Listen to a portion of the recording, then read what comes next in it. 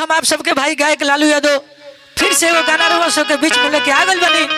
देखिए एगो लड़का इस जमाना के देखते हुए एगो लड़की से कौना भाव में कैसे कहता है भैया कि कॉलेज में तो नॉलेज तहार हो गइल बाटाई, तोहरे चलते कितना लड़का करो सुसाइड।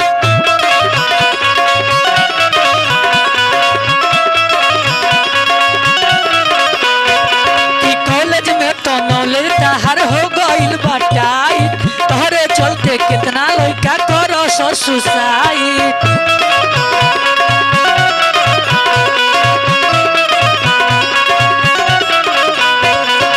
एही से तो कहतनी सब कर मनवा राखो राखो राखो, साइकिल धीरे धीरे हाथों तनी हमरो या तको,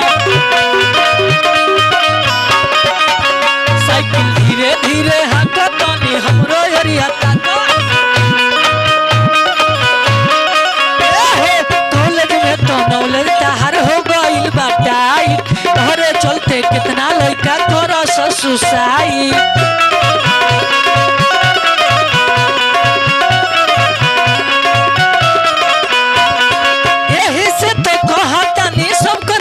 राखो राखो, साइकिल धीरे धीरे हाथों तनी हमरो या तको, साइकिल धीरे धीरे हाथों तनी हमरो या तको।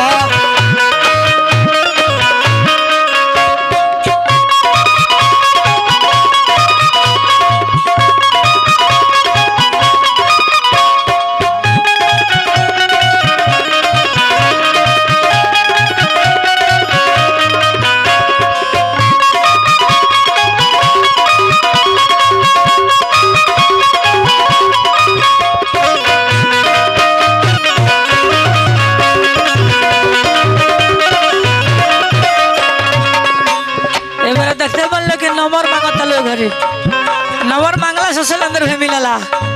एक तुम जाके कह जाए कि रे दीदी अपन पता बताओ ना, तो नंबर है सब कुछ बता दिया सब, लेकिन इज्जत से मांग बताओ नु। देखिए कुछ मांगे खातिर भेष बनावे के पड़ला सलेंदर भाई, नंबर बोल जरी मांगबो तो नंबर दिया सब। दूसरा नंबर लगे से तो बोले क्या कहता रूपा में के कितना बड़ाई तारा करी, ऐसे जैसे गोरी मोरा करी।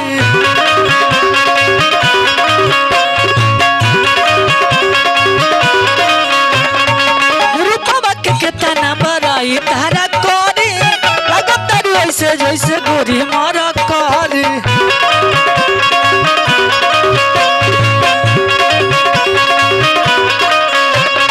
कॉलेज में तो नॉलेज तहार हो गइल बाटाई, तोहरे चलते कितना लड़का करो सुसाइड।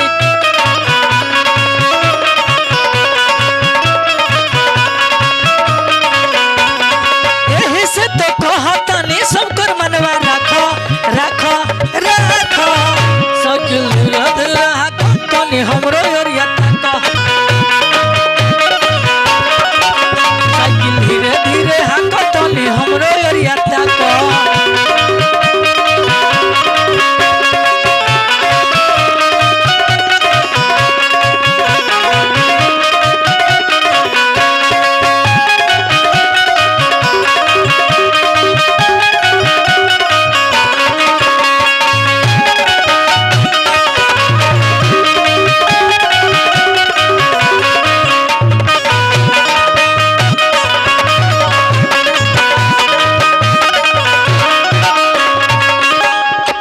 लड़का कहता कि हम जाना तानी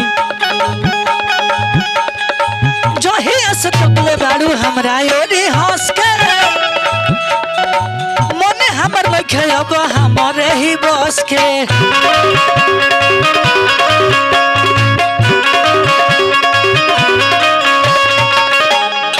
जो ही हंस तकले बारू हमरा योरी हंस के, मने हमर लखे अब हमरे ही बस के।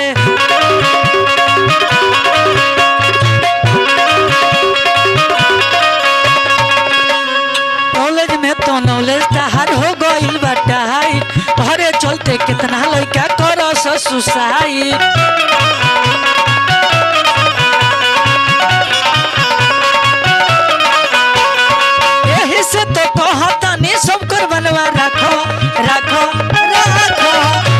के ले